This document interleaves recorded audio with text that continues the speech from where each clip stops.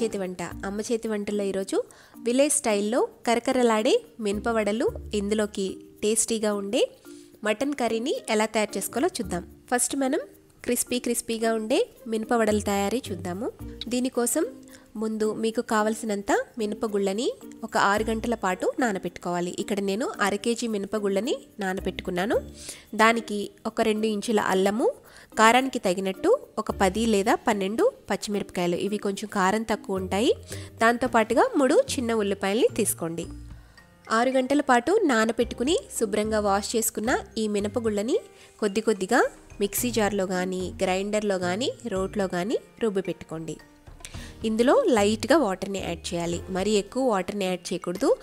పిండి కనుక మరీ పల్చగా అయినట్లయితే వడలు ప్రిపేర్ చేసేటప్పుడు ఆయిల్ని ఎక్కువగా పీల్చేస్తుంది. అందుకని లైట్గానే వాటర్ యాడ్ చేసుకుని పిండి కొంచెం నలిగిన తర్వాత ఇందులోకి తరిగి పెట్టుకున్న ఉల్లిపాయ ముక్కలు, పచ్చిమిర్చి ముక్కలు, అల్లం ముక్కలు కూడా యాడ్ చేసుకుని గట్టిగా ఈ విధంగా వడలకి ఎలా అయితే మనం రుబ్బి పెట్టుకుంటామో అలా వడపిండిని రుబ్బుకుని పెట్టుకోవాలి. ఇలా తయారు చేసుకున్న పిండిని ఒక గిన్నెలోకి తీసుకుని పెట్టుకోండి. వడలు ఎక్కువగా ఆయిల్ పీల్చకుండా ఉండాలి అంటే పిండిని ముందు రోజు రుబ్బి పెట్టుకుని దాన్ని ఫ్రిడ్జ్లో పెట్టి మరుసటి రోజు ఆ పిండితో వడల్ని వేసుకోండి. ఇలా తయారు చేసి పెట్టుకున్న పిండిలోకి రుచికి సరిపడా ఉప్పు, 1 టేబుల్ స్పూన్ జీలకర్ర, సన్నగా తరిగి పెట్టుకున్న కరివేపాకు, కొత్తిమీరని యాడ్ చేసుకోండి. వీటన్నిటినీ కూడా బాగా కలిసేటట్టుగా కలుపుకోండి. ఇప్పుడు మనకి వడపిండి రెడీ అయిపోయింది. డీప్ ఫ్రైకి సరిపడా ఆయిల్ పెట్టుకోండి. ఆయిల్ బాగా హీట్ అవ్వనివ్వండి. ఆయిల్ హీట్ అయిన తర్వాత మంటని మీడియం ఫ్లేమ్లో పెట్టుకుని చేతిని వాటర్లో తడుపుకుంటూ ఇలా పిండి ముద్దని కొద్దిగా తీసుకుని వడల్లాగా ఒత్తుకుని ఆయిల్లోకి వేసుకోండి. ఇలా ఆయిల్లో పట్టే అన్ని వడల్ని ఒక 5 లేదా 6 వడల్ని యాడ్ చేసుకోండి.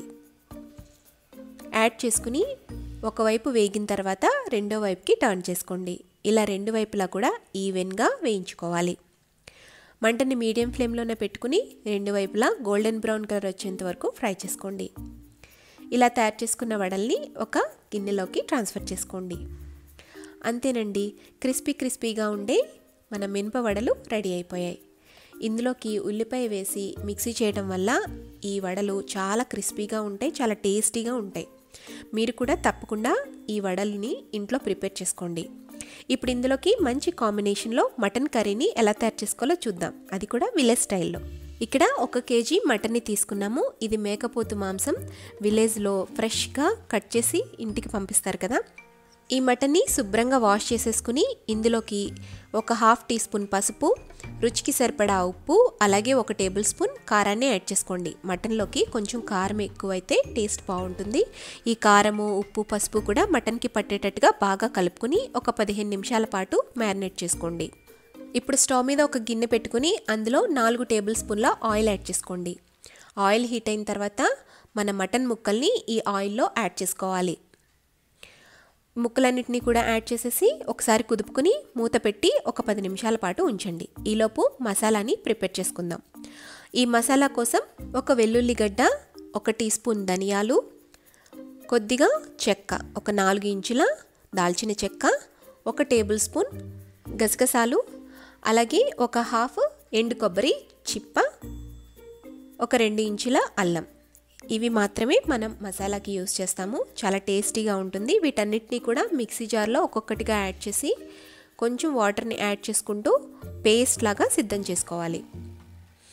చాలా సింపుల్ అండి ఈ మటన్ కర్రీ ప్రిపేర్ చేసుకోవడం. జస్ట్ ముక్కలకి ఉప్పు కారం పట్టించేసి ఆయిల్లో వేయించేసి ఈ మసాలా పేస్ట్ వేసేసి మగ్గించేయటమే. చాలా ఈజీగా ఉంటుంది. ఇది మిక్సీ జార్లో ఈ విధంగా కొంచెం బరకగా చేసుకున్న తర్వాత కొంచెం వాటర్ని యాడ్ చేసి బాగా మెత్తగా పేస్ట్ లాగా సిద్ధం చేసేసుకోవాలి. ఈ పేస్టే మనకి గ్రేవీగా వచ్చేస్తుంది. ఇలా తయారు చేసుకుని పేస్ట్ని పక్కన పెట్టుకోండి. ఇప్పుడు మటన్ ముక్కల్ని చూద్దాము. ఒక 10 నిమిషాల పాటు లో ఫ్లేమ్లో మగ్గించిన తర్వాత మటన్ కొంచెం ఆయిల్లో మగ్గుతుంది కదా, ఇందులోంచి వాటర్ కూడా వస్తుంది. ఇప్పుడు అందులోకి మనం తయారు చేసుకున్న పేస్ట్ని అలాగే కొంచెం వాటర్ని యాడ్ చేసి గరిటతో మిక్స్ చేసుకుని ఉప్పు సరిపోకపోతే ఉప్పు యాడ్ చేసుకోండి. దీన్ని ఇదే విధంగా మనం కుక్కర్లో కూడా ఉడికించుకోవచ్చు, కానీ మా అత్తయ్య స్టవ్ మీదే డైరెక్ట్గా ఉడికించేస్తుంది, తను కుక్కర్ యూస్ చేయదు. ఇలా మూత పెట్టేసి లో ఫ్లేమ్లో దాదాపుగా 30 నిమిషాల పాటు ఉడికించేస్తే ఆయిల్ పైకి తేలిపోతుంది, మటన్ మెత్తగా ఉడికిపోతుంది. అంతేనండి, టేస్టీగా ఉండే మటన్ కర్రీ రెడీ. ఈ మినపగారెల్ని మటన్ కర్రీని మీరు కూడా ఇంట్లో ట్రై చేసి టేస్ట్ చూసి నాకు కామెంట్ చేయండి. అలాగే ఈ వీడియో నచ్చితే లైక్ చేసి సబ్స్క్రైబ్ చేసి షేర్ చేయండి.